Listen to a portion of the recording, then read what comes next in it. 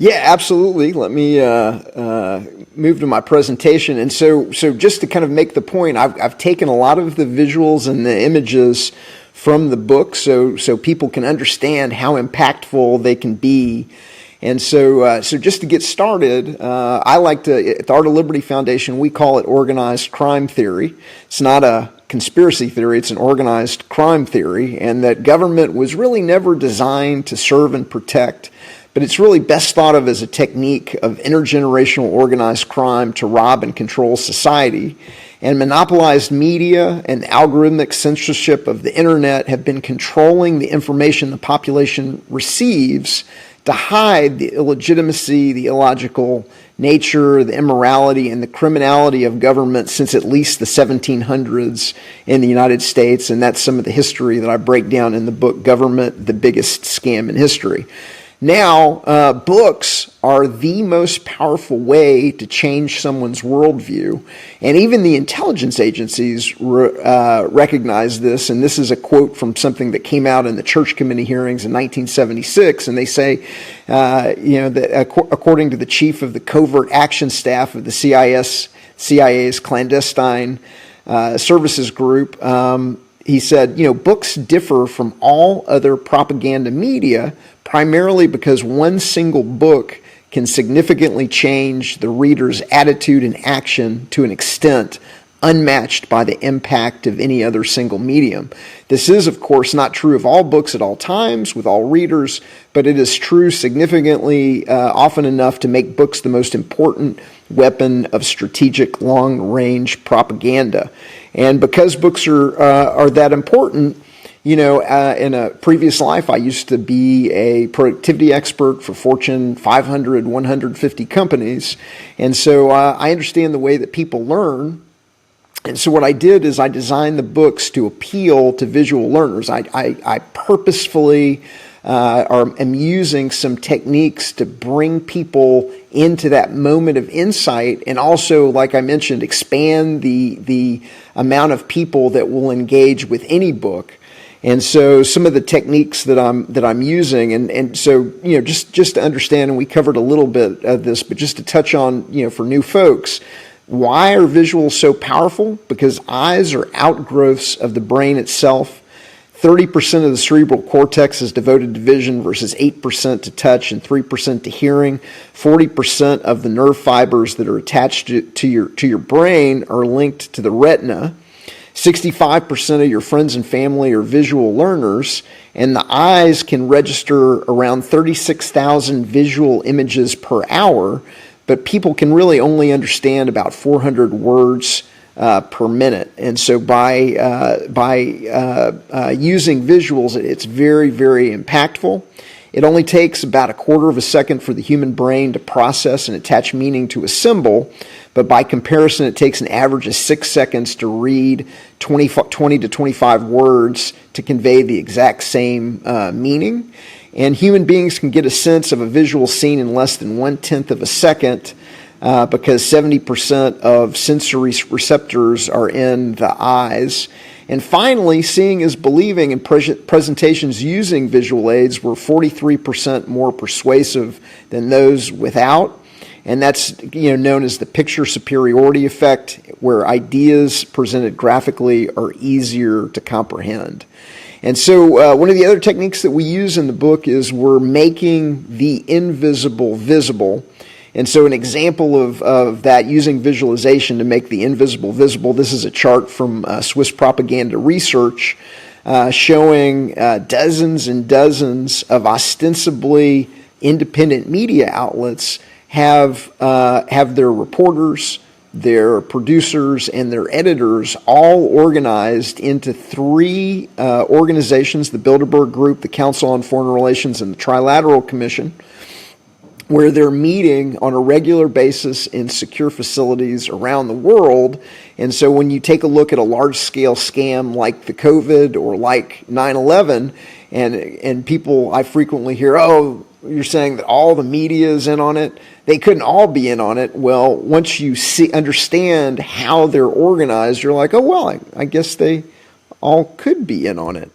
Another technique that we use is revelation of the pattern. This is a visualization from the book, and where we're describing technique number 14. And human beings are really good pattern recognition machines. And some of these this trick photography and this religious iconography, when it comes by one at a time, people really don't see it, and they really don't understand that it's a trick and that it's artificial. But when you stack up a dozen or 24 examples of using religious iconography with the presidents, the popes of the artificially indoctrinated religion, the brain says, "Hey, wait a minute, there's a pattern there. They're doing that on purpose." And that revelation of the pattern, reinforces the artificiality.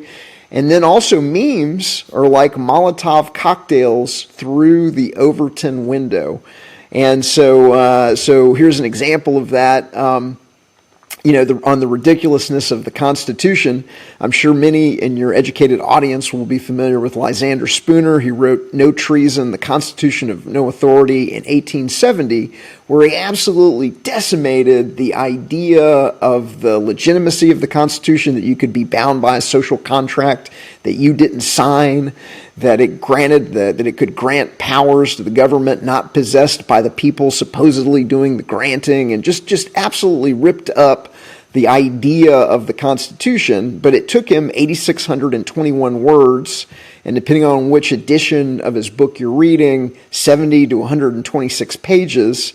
This meme that I've got in the middle, sign right here, where it says we give ourselves the power to make up rules and take the wealth of others, you're able to just destroy that idea in kind of 21 words. Got another version, the napkin condensed version of the Constitution. I have authority over you because it says so right here on this napkin. Give me your money. Again, 21 words. And so memes have that ability to really cut through and be very, very impactful very, very quickly. So now, what is the big reveal in To See the Cage is to Leave It?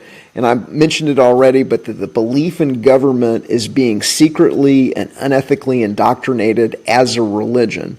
The government is God. Politicians are the prophets. The flag is the artificially indoctrinated holy symbol that is essentially used the same way an idol would be used in other unethically manipulative religions. The laws are the commandments. Voting is the equivalent of praying, and taxes are the equivalent of tithes. And so you're going to go to the church school where the teacher, the priest, is going to teach you all about the sacred text of the Constitution. They're going to have you engage in the common prayer of the Pledge of Allegiance here in the United States.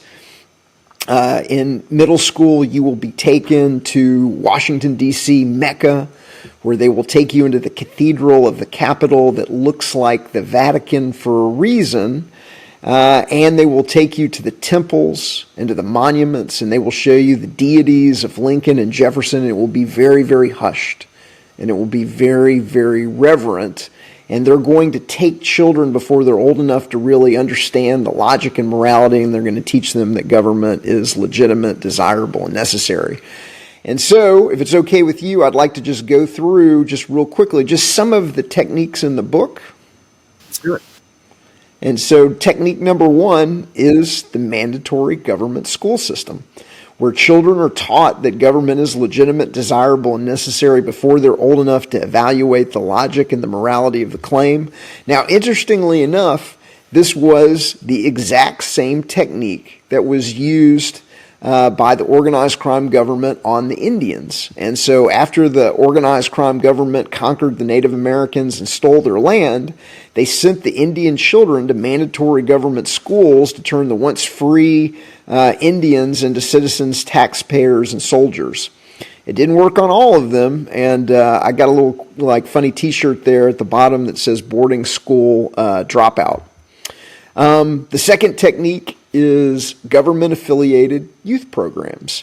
And this includes the Cub Scouts, the Webelos, the Boy Scouts, the Explorers, the JROTC, the ROTC, the Young Marines, and even I think there's some others that I'm forgetting, but Hitler kind of described it best when he said, the boys and girls enter our organizations at 10 years of age, and often for the first time they get a little air.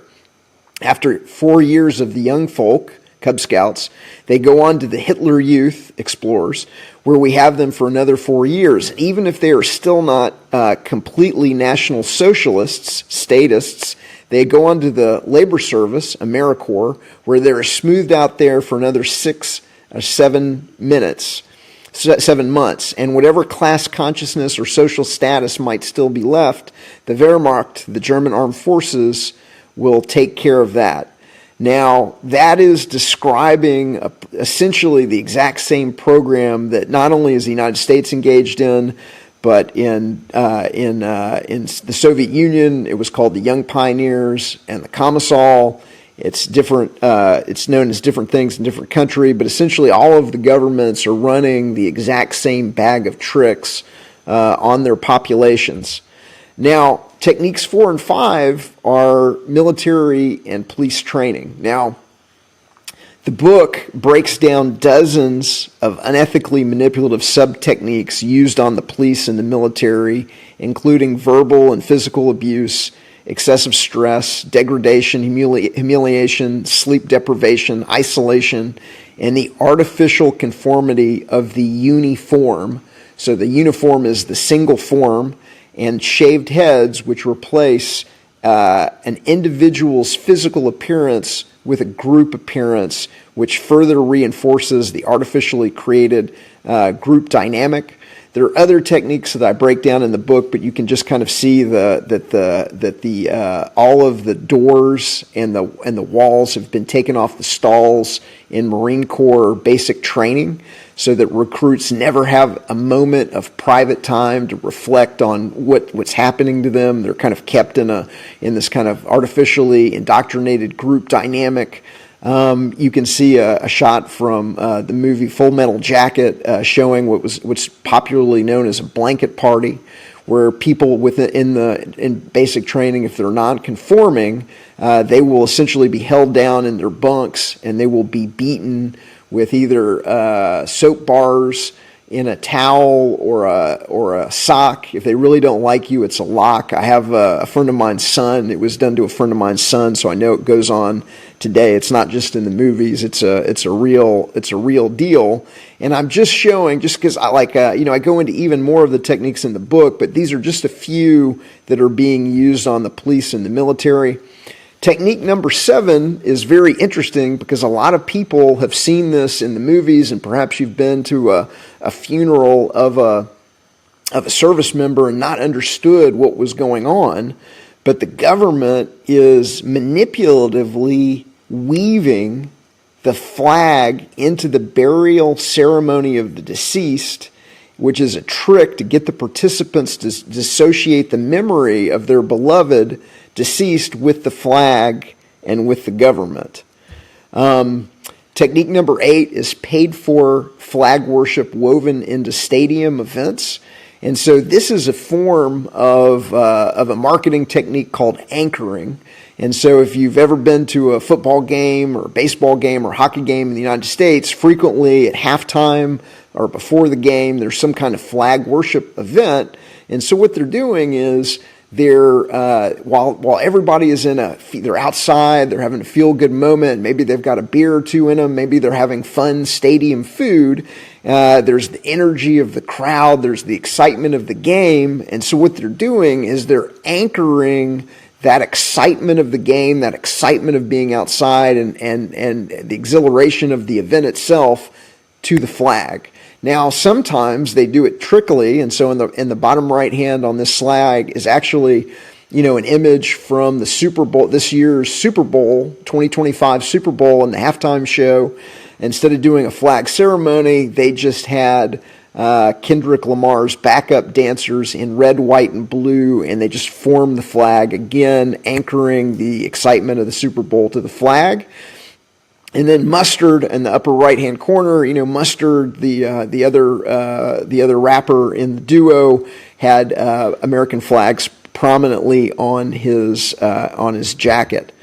Now, technique number 9 is the government is the hero in movies and TV because the government is paying for it. Now, new and improved in this book is in the the EPUB version of the book. You can just click on this image in the book. If you're in the print version, you can scan this QR code and it will screen pop a kind of 2-minute trailer that breaks down the basics of a documentary, highly recommended documentary called Theaters of War, that exposes how the CIA and the Department of Defense have direct involvement in over 1,000 major movies and over 1,000 television shows, Argo, Zero Dark 30, and others that shape a false paradigm of the legitimacy of the government, the desirability of the government. They're making the government the hero, whether it's Mulder and Scully, the FBI agents saving the world, whether it's Tom Cruise as Top Gun Maverick or Tom Cruise as CIA agent Ethan Hunt, or the President of the United States flying fighter jets to save the planet from invading aliens. They're running game on the population by controlling the information that they receive about the government in movies and television shows. Technique number 10 is subliminal programming. This is, again, you can click on this short video in the EPUB, or you can scan this QR code.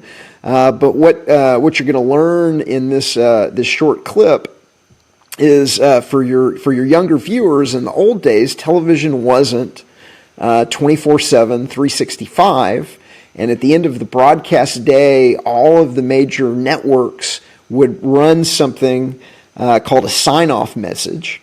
And this is a sign-off message from, I think it's the 1970s, where as the words "Oh say, does that star-spangled banner yet wave?" as they're playing the national anthem and the religiosity of the video and everything, these words are scrolling off the screen, and for just an instant, it's scrolling and it's saying, "Trust the U.S. government. God is real. God is watching. Believe in government God. Rebellion will not be tolerated. Obey. Do not question the government." So it's sliding off, but just for a second, you're going to see that text on the screen, and your brain is going to register it. And so it's another example of how the government is tricking and chumping and running game on the population. Now, technique 11 is anchoring the flag to moments of high positive emotion. Again, something that you might not have noticed is going on, but what they're doing is they're using the same technique of anchoring that I mentioned in the stadium events. They're doing it with the movies and the television shows. The movie will build the audience up to a moment of high positive emotion. Rocky's win, Superman carrying the flag around the United States. It will be at the moment of high positive emotion that the film is taking the viewer on, and boom, they're going to show you the flag. And so they're going to bring you to a heightened emotional state, and then they're going to show you the flag, and then they're going to show you the flag, and then they're going to show you the flag. Now, technique number 13 is the flag is woven into sexually appealing advertising. And in the case of the GQ example, the GQ cover on the left, there's even a little subliminal where it says, "God, this is a great country." And so they're going to not just associate the flag with beautiful women, but they're going to throw in a little subliminal of "God, this is a great country" as well. Technique number 16 is exploiting behavioral psychology to satisfy most people's biological desire for a leader or a father figure. You had mentioned Trump as we kind of gotten started, but there's actually some science behind why people are so religiously attached to the idea of having a leader. It's called evolutionary leadership theory. And it posits that most humans have an innate biological desire for a leader as an evolutionary survival mechanism for our tribal past. And so it was actually a survival trait to have a strong leader in the, for the tribe to have a strong leader. And so what the government has done is they've created an artificial tribe. The United States is essentially an artificial tribe, and they're offering the population the choice of two potential puppet leaders, a blue government leader marketed to appeal to urban conservatives and a red government leader designed to appeal to rural conservatives. So urban liberals and rural conservatives, and then many people fall for the fake Hobson's choice and begin to self-identify with their preferred leader, even if it's obvious that he's tricking them, even if he's obviously caught in lies, even if he's obviously not doing what he said he would do, whether it's not releasing the Epstein tapes or whatever the lie of the day is. People will overlook that because they are religiously attached biologically to having a leader, even if there isn't a real difference between the leaders. And this is a meme that really breaks it down that whether it's Biden or Trump, both of them are 100% in lockstep on all of the issues that are important to the ruling folks behind the scenes. They're 100% in lockstep on not releasing the Epstein files. They're 100% in lockstep on the COVID. They're 100% in lockstep on forcing unnecessary vaccines. They're 100% in lockstep on fractional reserve banking. They're 100% in lockstep on multi-trillion-dollar bailouts to private banks and companies. I could go on and on. I think your audience gets the idea. There really isn't a difference when what really matters to the rulers behind the scene. And the big surprise is that these techniques create a cult. And I don't use that word lightly, and I know that word offends many, but that's the stone cold truth of the situation, is that the belief in and support for government easily meets the definition of a cult. And what I do in the book is I actually break down, this is, I've got it up on the screen, I'm not going to read it, but I take the textbook definition of the word of what an unethically manipulative cult is, and I actually break it down phrase by phrase to really bring home that it is this, they've been able to indoctrinate a belief system into the population that is unhealthy, against your interests, and is not good. And most of your viewers and most people, if you really think about it and you look around at some of the behavior of the victims, they're exhibiting classic textbook cult behavior. And this is another screenshot of the book where I break down the suspension of individuality. Everyone's an American. It's been decided for you. And also the police and the military, the shaved heads and the uniforms, is absolutely identical to other cults. Hare Krishnas, Rajneeshpuram members, Heaven's Gates, Jim Jones People's Temple members, and the Unification Church, Moonies, or other organizations that ask their adherents to suspend their own individuality and either shave their heads and or assume the uniform. And so you can look around you and you can see, very obvious cult-like behavior among the victims, even though they're wearing the flag of the organization that is stealing half their income in overt taxes, covert taxes, and inflation. And I just want to pause there because that's really the, all of kind of the techniques. And then I know that you wanted to get into some solutions. And so I thought before we'd get into solutions, if you wanted to comment on anything that I just said. Well, Etchend, you do not have to convince me of most of the things that you were talking about here. I am unfortunately all too well aware of them.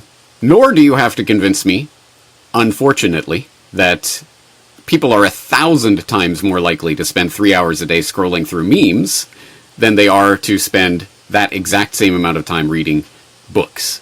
So sorry, Spooner, sorry, No Treason. It's a book that is worth people's time and attention, but people are more likely to look at memes.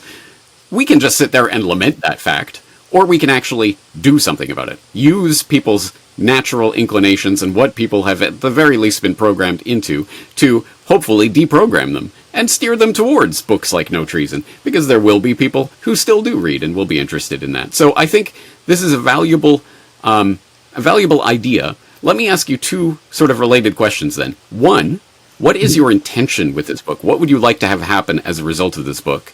And two, can you share any experiences or feedback that you've had in successfully unlocking people's minds through information like this? Oh, yeah, absolutely. So number one, my goal with the book is I want to be the guy that widely exposes the illegitimacy and the criminality of government by making a book that goes viral and wakes up a significant enough amount of the population that we're able to impact the legitimacy of government on a wide scale. Not just in the United States, but globally. And so that's what we're trying to do at the Art of Liberty Foundation. That's why I wrote my book, Government, the Biggest Scam in History. And that's why I keep sharpening the edge with this book. This one, I think, is even more impactful than the first. And the first one has already sold 7,000 plus copies, 25 countries. It's been the best-selling book at 24 plus Liberty conferences, events. We've had 30,000 plus digital downloads. And that was before, I really figured out how to sell books. And so now I'm trying to I'm getting it into bookstores. Now it's available for the first time on Amazon.com. And so I'm getting better at getting the message across. And so, but I want to be the guy that widely exposes the illegitimacy and the criminality of government. And then, what kind of success? Well, I've had a tremendous amount of success, and I get testimonials from people all the time. Some of those you can read on the first 2 pages of Government, the Biggest Scam in History. I'll tell you, one of my favorites was Monica Perez, the host of Deep Dives with Monica Perez. I sent a copy to her. It's hard to be a prophet in your own land. And so she had I think it was a teenage daughter, and the teenage daughter thought mom was kind of crazy. And then she gave my book to the teenage daughter, and my book woke her teenage daughter up as one example. Like, even if you're Monica Perez, you might be having trouble convincing your own kids or family members about what's going on. And so that's one of the testimonials that I'm proudest of the most. Kind of another success that I had with Government, the Biggest Scam in History, is I was in a gym in Dripping Springs, Texas, and I was in the sauna after my workout, and there's a couple of 18-year-old kids in there that were talking about how they were going to be joining the military in the next 2 weeks, and they were talking about their plans and everything like that, and I said, hey guys, listen, I don't think that's a good idea. And I explained that I was an author, and I gave him a copy of my book, and I ran into one of them about a week later, and he just laughed, and he's like, we're not going in the military anymore. And I kept some kids out of the military's meat grinder. And so those are just a couple, but like I said, I've got even more, testimonials of people that have taken down their flags and have just given up on the religion of statism 100%. And I really think it's because, I'm exposing that the government is running these unethically manipulative tricks. And once people realize, oh, wait a minute, they're doing that on purpose. They're trying to trick me. Well, nobody likes to get tricked. Nobody likes to get chumped. And so that's one of the things that I do different from most people and I think is very, very effective is I expose how the magician does the trick, and you can't get fooled if you understand how the magician does the trick. It's a very important point, one that I've made a number of times. For example, one of the successes that we could point to with something like the 9/11 Truth Movement is just introducing people to the concept of false flag terrorism, because it is much harder to pull off once people know that technique exists. So I very much applaud your efforts, and getting the feedback that you have helped save some people's children from the military meat grinder must be some of the most most gratifying feedback that you can receive. I'm racking my brain. I don't think I've ever received that specific feedback. So if there is anyone out there who has been dissuaded from the military because of the Korb Report, I would be very interested to hear about it. But having said that, I can also attest to the power of your communicative ability, because I remember seeing you at Anarchapulco, I believe it was 2020, right before the madness, the scamdemic madness, and I remember watching your presentation and then watching about a quarter of the audience leave after you left so they could go talk to you and corner you down in the hall because they wanted to hear more about the book. So I know this is a popular message. I know it resonates with people, but let's just use our imagination a bit. This is Solutions Watch, so we are working towards some sort of goal here, assuming the goal is to really wake people up and get them to at least realize and start questioning, at least seeing the cage, so that they can then leave it. And once they realize they've been indoctrinated into a cult, what does the world look like at that point? Once a significant number of people realize the conditioning they've been under and break that spell, what can humanity achieve? Well, I think it's real freedom. And, one of I think kind of the good news message of both my books is that the populations in the world have been measured. They've been measured by the Cato Institute, Fraser Institute in Canada, based on the amount of personal and economic freedom that they have. And one of the things that we know across the board is that the more freedom you have, the wealthier and the healthier that you are as a society. And so what I'm looking to do is I call it real freedom. And when I sign my books, I write real in capitals and I underline and I bold it to differentiate it for the fake freedom that is taught in the government school systems. But I actually believe that society will flourish once you have real freedom, when the government isn't stealing the value out of the money using fractional reserve banking or quantitative easing or digital dollar creation, everyone would be dramatically wealthier. They would be able to afford the kind of education they want for their kids. They would be able to afford, a much more dynamic economy because everybody would be able to buy more things. You would have much more economic choice if the organized crime banks at the top of the pyramid of power weren't taking the digital dollars that they have and providing unlimited capital to a certain number of corporations to monopolize their own corner of the economy. So there'd be much more, much greater opportunities and much more vibrant economy. More people wouldn't have to work, so that the people that did have to work would be paid much more, because there would be, you wouldn't have the confiscatory taxes of estate taxes and all of the hidden taxes that everybody pays on everything from cell phone bills to cable television to gasoline to beer to cigarettes to you name it, whatever it is, there's a hidden tax on it, airline tickets.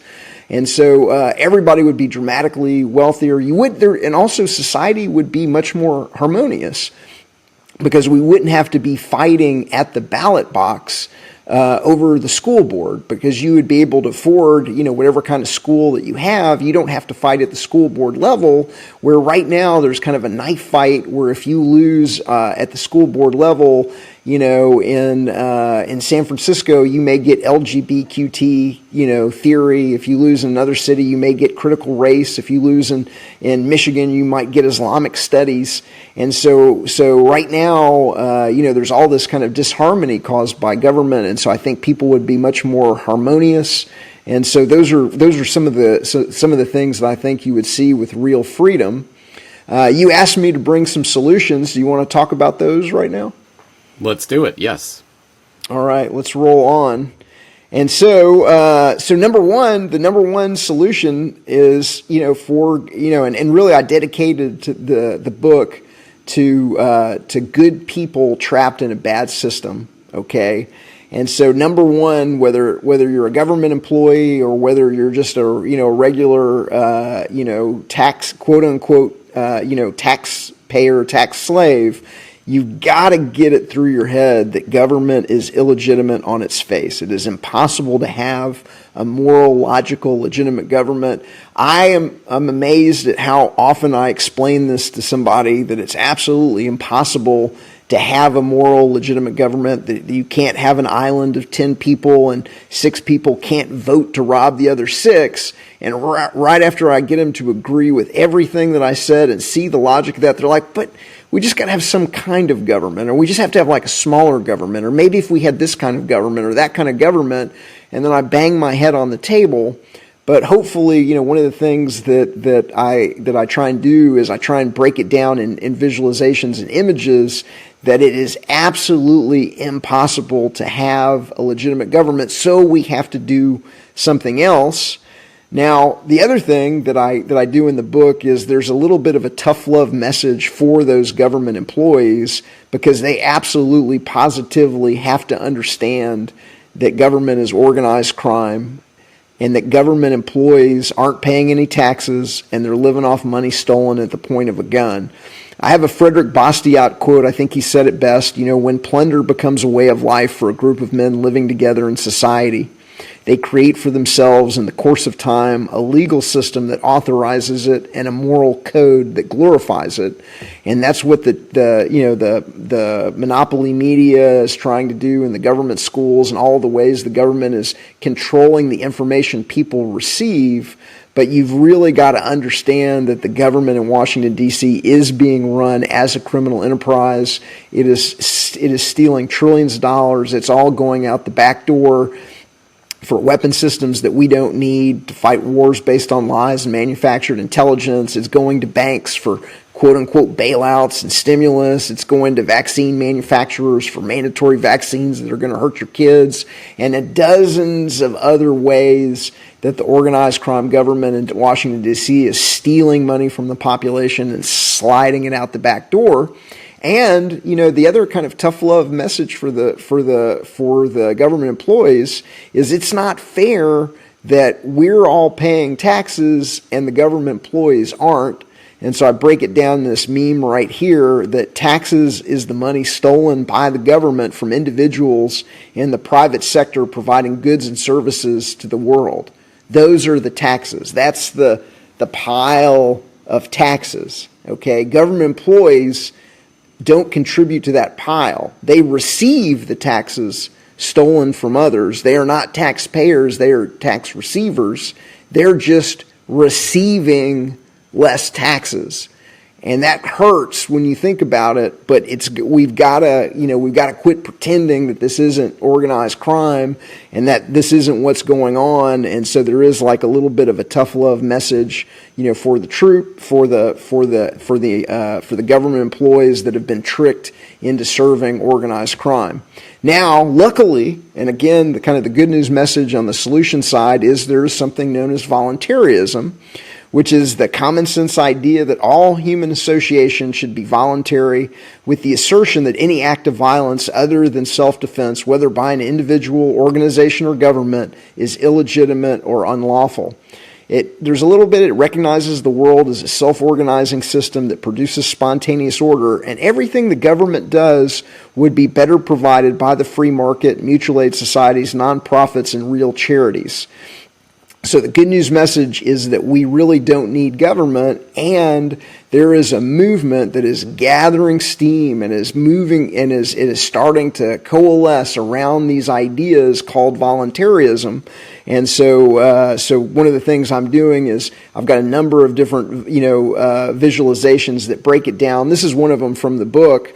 And so what your teacher told you about the political spectrum is that you've got dirty commies on the far left and bad fascists on the far right, and in between that you've got Democrats, moderates, and Republicans. But that's really not an adequate way to understand the political spectrum or the world. And so here's another way to think about it: is you've got commies and fascists on the far left, and that's complete tyranny. That's 100%, government control. And then as you move to the right, you gain more and more freedom. So you go through socialists, liberals, moderates, conservatives, libertarians, until you get to voluntarism, which is real freedom. And like I mentioned earlier, because freedom produces the goods, because freedom makes everybody wealthier, and freedom produces more harmony in society, that's a good thing. Why don't we maximize freedom? Why don't we, why don't we make the goal the maximum amount of freedom as humanly possible, and then good things will happen because of that. Now, this one is another something else from the book. This is something that we developed at the Art of Liberty Foundation. We call it a privatition. And we recommend, if you're voting and you have to vote defensively, okay, and there are places that it makes sense. I'm a big supporter of the Free State Project in New Hampshire. I don't believe in voting to rob and redistribute, but I do think in certain cases where you've got, where you have the opportunity for a dedicated minority that's building steam and voting defensively, to vote. Now, how do you know who to vote for? And so what we did is we set a standard. We call it a privatition.